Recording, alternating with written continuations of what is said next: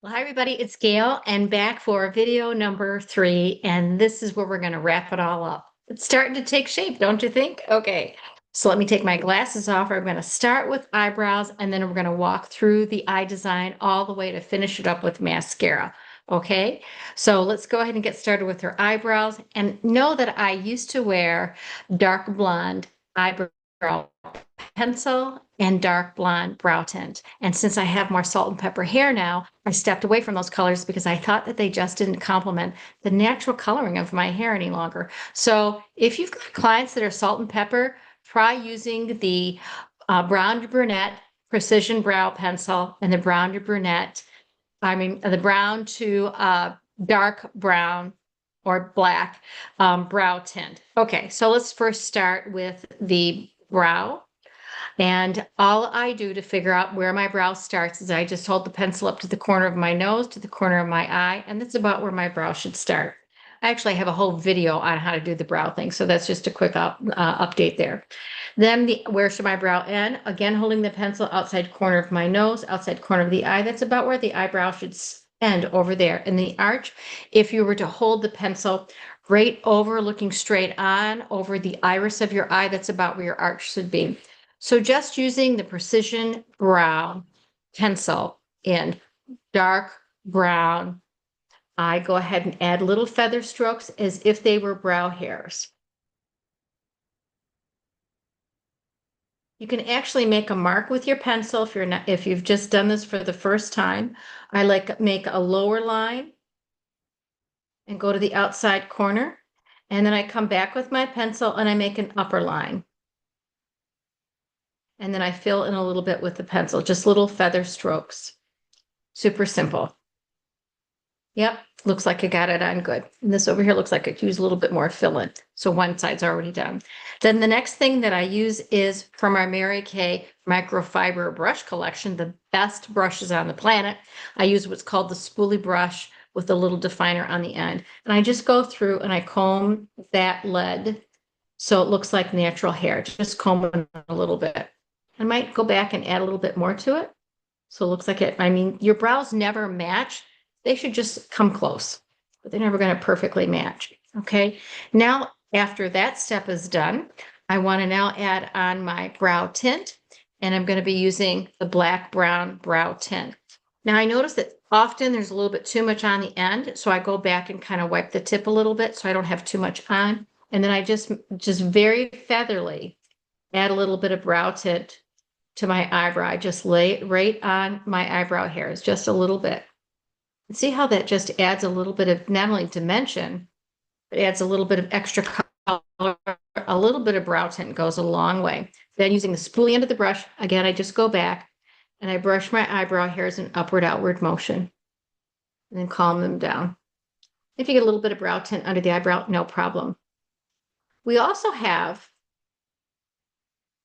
Mary Kay powdered eyebrow kit, which has 3 parts to it that I really like, and it's a more casual eyebrow. This is more of an etched eyebrow, whereas the other is a little bit more casual. Either are fun to use. Either work great. Quite frankly, I think that the brow kit, in terms of usage and lifetime, I think the brow kit will last you longer, just because it's got 3 great products in it. And then I take a little bit of the Biscotti eyeshadow, and I just go back under there and underline my eyebrows, just like I've done over here. Okay, so that's eyebrows on both sides. Now let's begin with our eye design. So this is called the Cinnamon Glow, and I'm going to be applying first the Biscotti eyeshadow, and I'm just patting it on. Bring it right down over my eyelid that's already got concealer on it, and almost up to my Steely eyeliner. I pre-lined my eyelid with Steely eyeliner. I find it stays on better and it's easier for me to put on. And then I don't have to worry so much about blending it. I just put the eyeshadow on almost over it, but I like to put it on a little bit thicker so it really shows. So that's the Biscotti all over the eye socket, and make sure that I underline the eyebrow with that. And then I use the all over powder brush for that. Still using the same all over powder brush. The next step is to use a little bit of hazelnut. And with the hazelnut, I just start to pat just above brow skin, just above the brow bone a little bit, because I have a lot of skin between the underside of my eyebrow down to my brow bone where the crease is. I have a lot of skin there, and I just want to plate that down a little bit. So I use a little bit of hazelnut in there and go almost to the outside corner and go almost to the inside corner, so that this just gets a little bit of a kind of a two-tone effect. Looks like I could go a little bit further. Okay, then I switch over to now what's called our Mary Kay wedge brush or contour brush, and I'm going to pick up a little bit of Cinnabar, and I'm going to put that in the crease of the eye.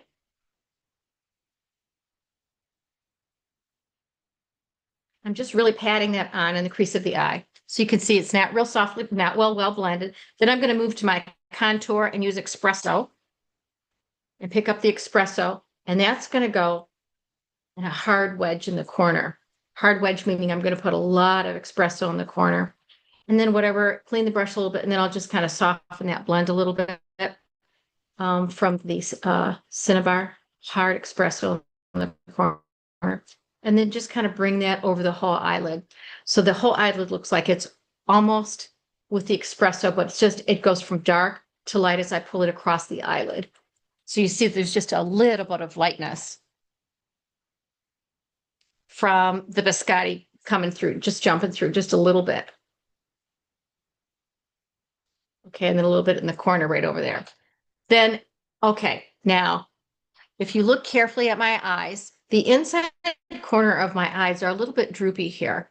I'm not real excited about that. That's part of wisdom. Okay, so now I'm going to go back and take a little bit of hazelnut, and I am just going to add a dab of hazelnut right in here just to kind of neutralize this little bit of skin that just wants to look a little bit droopy. It's not as noticeable, especially when I wear glasses, if that little area of my eye is a little bit played down.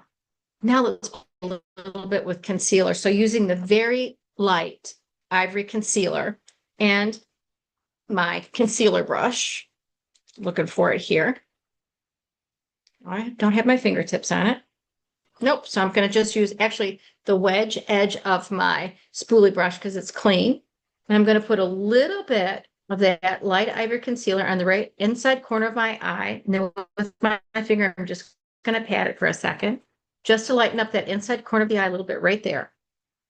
I just want a little spotlight in the inside corner. Otherwise, it looks a little bit too dark. And then I'm going to put a little bit this way, a little bit here, and just start to blend it up until I have what looks like an invisible lift going on. And it's exactly what I want to have happen.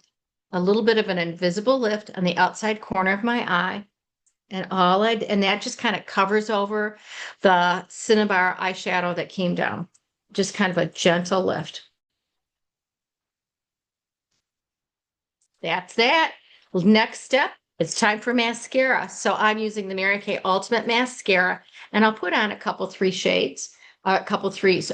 layers rather. Oops, make sure you get the excess off. If you do happen to get a little bit of mascara, you know, a little crumb somewhere, that's okay. Go back.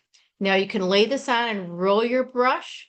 But I find I prefer to have a little bit more control over my mascara. My eyelashes are pretty short, and I like this brush because it can get in close to the base. And then on the bottom, I just tip my eyelashes a little bit on the bottom. While my eyelashes are drying on top, I'm tipping my eyelashes on the bottom. Now, I can't even see my eyelashes, but I can feel that they are getting a little bit of mascara on them. The other mascara that I really like to use for this particular application of putting mascara on the bottom is a Panorama mascara because it's got a little whisker brush on the end that's just perfect for this particular step. So grab a little bit more mascara just to add a little bit of extra on the bottom, just add a little bit extra. Then I'll go back and tip my eyelashes one more time. Make sure I go to the inside corner and get everything real nicely, coat everything once. Then I like to finish up with a little bit of lash intensity. The lash intensity adds all this crazy cool volume. Make sure I wipe the tip so I don't get too much there. And then I grab my eyelashes as carefully as I can from the base and wiggle it up. Again, base and wiggle it up. rotating the wand because you can get in closer and add another layer of great lash intensity. And it really does wowza up your eyelashes.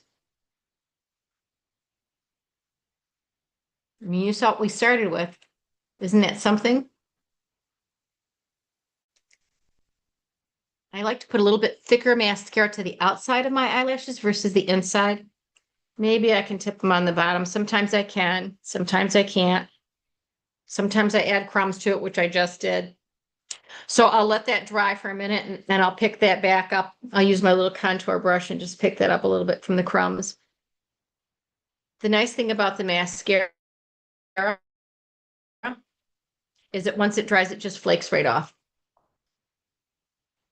All right, that's it. How about that? From A to Z on how to do a makeover.